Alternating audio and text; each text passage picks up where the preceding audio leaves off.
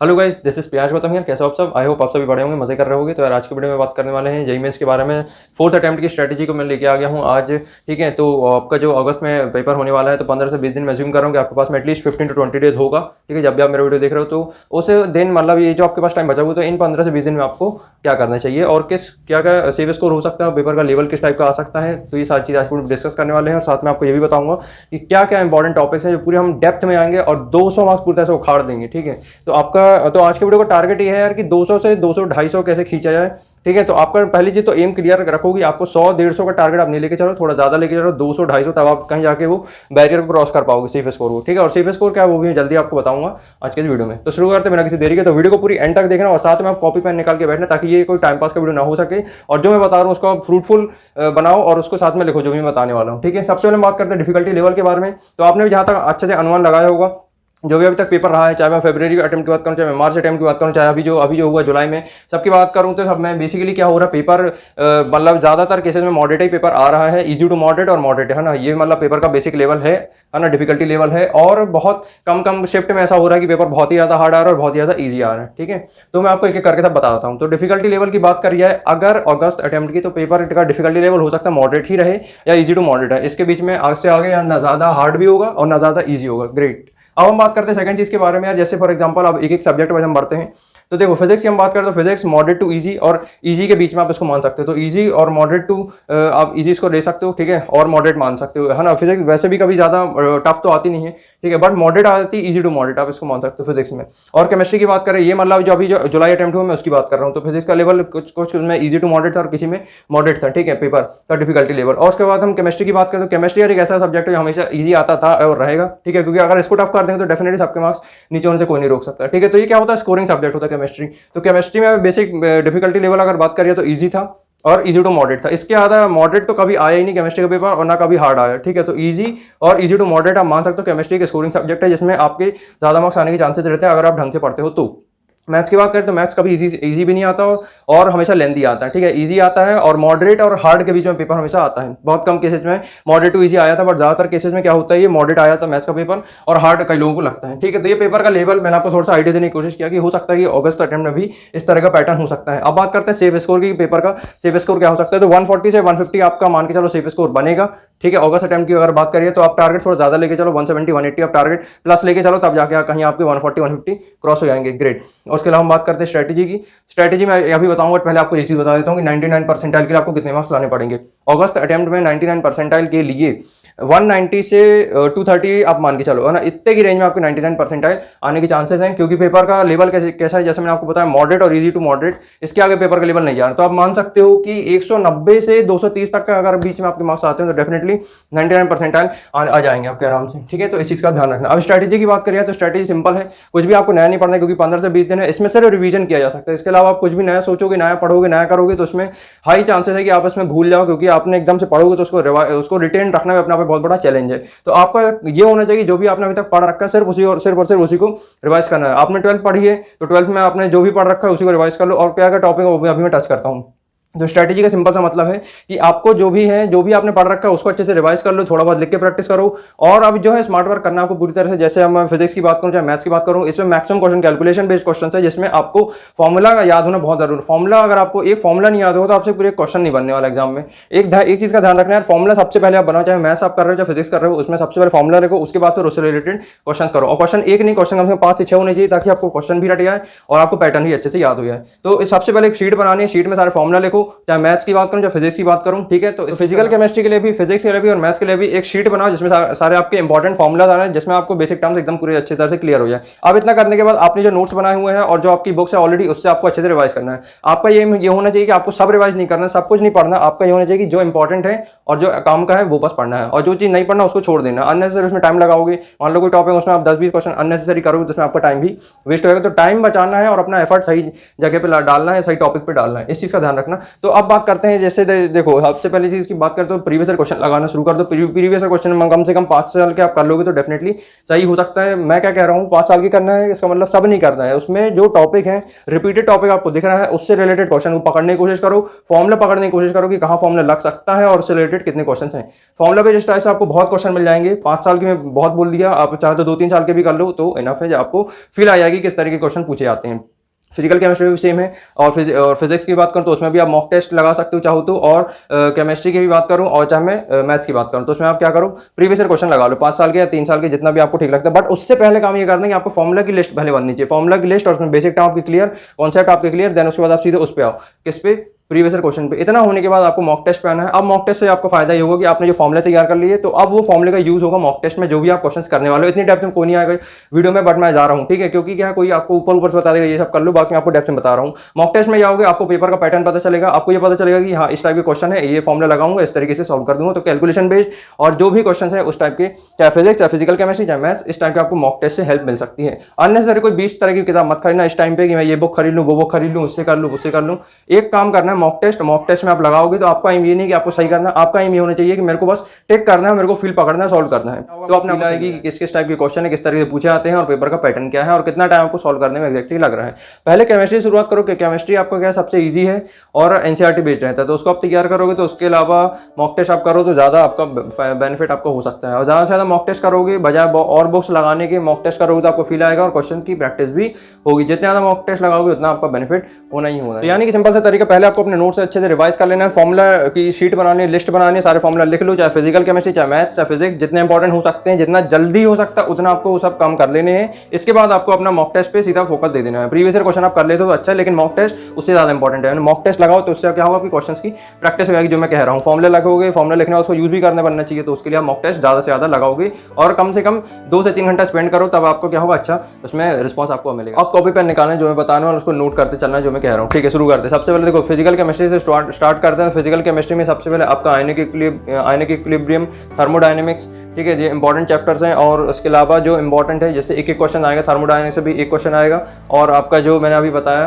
कि ionic equilibrium, उससे भी एक क्वेश्चन आएगा, ठीक है। ये हो गए कितने, 8 मार्क्स से, यहाँ से हो गए 2 क्वेश्चन, ठीक है। सॉल्यूशन से एक क्वेश्चन आएगा, आपका क्लास 12 का सॉल्यूशन एक चैप्टर है, सॉल्यूशन भी तैयार करो। सॉलिड स्टेट भी एक है, एक क्वेश्चन उससे भी आएगा।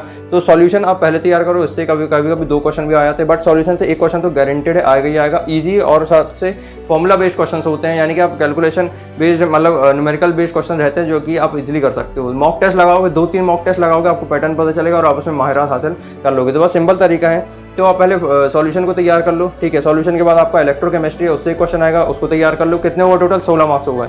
और उसके अलावा बात करें केमिकल काइनेटिक, इससे भी एक क्वेश्चन आएगा। इलेक्ट्रोकेमिस्ट्री, इससे भी क्वेश्चन आएगा। तो टोटल अभी तक कितने क्वेश्चन हो गए, 4 4 8 क्वेश्चन होगा, और 8 4 32, ठीक है, सॉरी 8 4 32, हाँ 32 कितने हो गए आपके मार्क्स हो गए इतने में, ठीक है। तो इतना आप करते हो तो बढ़िया है। और उसके साथ में आयनिक इक्विलिब्रियम वगैरह जो मैंने आपको बताया, थर्मोडायनेमिक्स। लेकिन 12 का तो सबसे पहले आप तैयार कर लेना, क्योंकि इससे formula based, numerical based question आते हैं, तो आपसे बनना चाहिए। तो इसके पहले फॉर्मूला लिखो, अच्छे से आप रिवाइज कर लो, सब बेसिक टर्म्स रिवाइज कर लो, थ्योरेटिकल पार्ट रिवाइज कर लो, देन उसके बाद इसके मॉक टेस्ट लगा लो, चाहे प्रीवियस क्वेश्चन लगा लो, खत्म कहानी। तो इस तरीके से फिजिकल आपका डन। पहले केमिस्ट्री से शुरुआत करो, जैसे मैं कह रहा हूँ, तो उसको पूरे से फॉलो करना है, लिखते जाओ, ग्रेट। अब उसके बाद आगे बढ़ते हैं। थोड़ा स्पीड में बोलूँ, बस समझते आना, ठीक है। आप स्पीड कम करके भी देख सकते हो। और उसके अलावा हम बात करते हैं जैसे ऑर्गेनिक केमिस्ट्री से स्टार्ट करो। ऑर्गेनिक केमिस्ट्री में आपका इंपॉर्टेंट है कार्बोनाइल कंपाउंड, हाइड्रोकार्बन्स, ठीक है। तो ये इंपॉर्टेंट है, इसे एक क्वेश्चन मान लो तो कितने होगा, टोटल 8 मार्क्स यहाँ से हो जाते हैं, ठीक है। उसके अलावा आप चाहो तो और भी पढ़ सकते हो, हाइड्रोजन वाला एक चैप्टर, उसको भी आप रिवाइज कर सकते हो, है ना। तो उसके अलावा हम बात करते हैं ऑर्गेनिक में कौन कौन से चैप्टर्स होते हैं, ठीक है। और हेलोएल्केन, इससे क्वेश्चन गारंटेड आएगा ही आएगा। आपका एल्कोहल, फिनॉल, ईथर, ये भी एक आएगा। सब 12 के हैं यार, ये आसानी से आप पढ़ सकते हो, रिवाइज कर सकते हो, जो कि आसानी से कवर किए जाएंगे।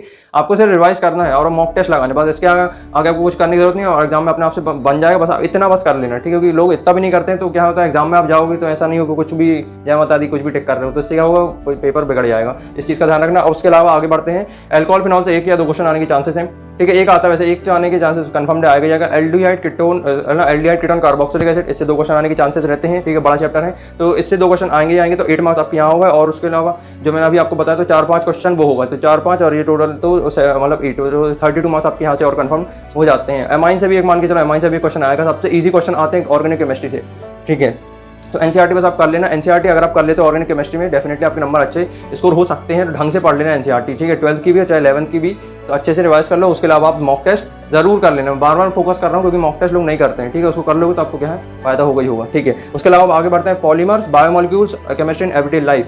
अब इसमें अगर मैं बताऊँ तो 2 क्वेश्चन तो कंफर्म आएंगे और मैक्सिमम 3 भी आ सकते हैं। तो आपके 3 क्वेश्चन यहाँ से, और टोटल अगर मैं सबका काउंट करूँ तो 40 से 50 मार्क्स और उससे ज़्यादा आपके इतने गेन हो जाएंगे, ठीक है। तो इतना आराम से आपका रिवीजन हो सकता है। ये आपने 12th में ऑलरेडी पढ़ रखा है, सिर्फ रिवाइज करना है, एक बार एनसीईआरटी अच्छे से रीड आउट कर लेनी है, नोट्स रिवाइज कर लेने हैं और आपका मॉक टेस्ट लगा लेना, खत्म कहानी। इतने से केमिस्ट्री करोगे आपका अच्छा खासा स्कोर इंप्रूव हो सकता है, ठीक है।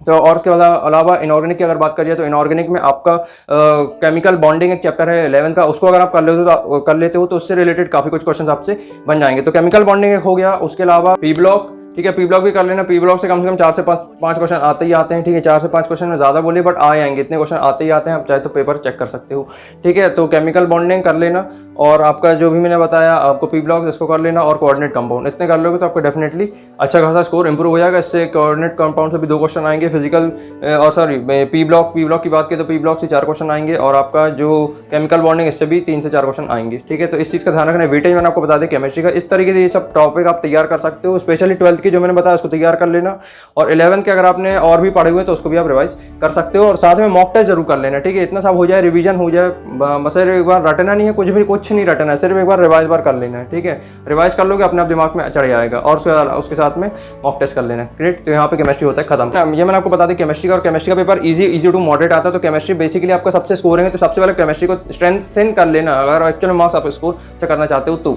ठीक है। उसके अलावा हम बात करते हैं मैथ्स की, तो मैथ्स में सिंपल सा है, 3D वेक्टर्स कर लो, 2 से 3 क्वेश्चन आएंगे, कैलकुलेशन बेस्ड क्वेश्चन होते हैं, सिंपल होते हैं, मैंने भी देखा पेपर। तो आप पहले उसको तैयार करो, 3D वेक्टर्स कर लो, ठीक है। और उसके अलावा मैं बात करूँ तो आपका मैट्रिसेस, डिटरमिनेंट, एसएबी के क्वेश्चन तो हो गए कितने टोटल 5 क्वेश्चन, 5 4 20, तो 20 मार्क्स आपके यहाँ से होगा कंफर्म मैथ्स में, ठीक है। और उसके साथ आप मॉक टेस्ट कर लो। मॉक टेस्ट में इसलिए बोलूँ क्योंकि उसमें आपको पता चले किस किस टाइप के क्वेश्चन आते हैं, पैटर्न क्या है, कहाँ फॉर्मूला यूज करना है, बस ये पता चल जाए, बस कहानी खत्म। और आपका कैलकुलस में आपने पढ़ा हुआ होगा तो कैलकुलस का जो भी आपने, चाहे वो डिफरेंशिएशन है चाहे वो इंटीग्रेशन है, एक चीज़ ध्यान रखना, डिफरेंशियल इक्वेशन जरूर करना, 1 से 2 क्वेश्चन उससे भी आते हैं डिफरेंशियल इक्वेशन से। सबसे आसान इजी टॉपिक है, अगर आप पूरे उसमें देखो कैलकुलस में तो सबसे आसान टॉपिक है, उसको आप इजीली कवर कर सकते हो, तो उसको तो करना ही करना है, ठीक है। डिफरेंशियल इक्वेशन को 1 से 2 क्वेश्चन उसमें आएंगे, जो मैं टॉपिक बता रहा हूँ साथ में प्लीज लिखते आना, तो आपके मार्क्स कोई नहीं रोक सकता। और बात करते हैं स्ट्रेट लाइन से 1 से 2 क्वेश्चन उससे भी आएंगे, पैराबोला से भी आएंगे, ठीक है। ये सब इजी टॉपिक जो कि आप आसानी से कवर कर सकते हो, ठीक है।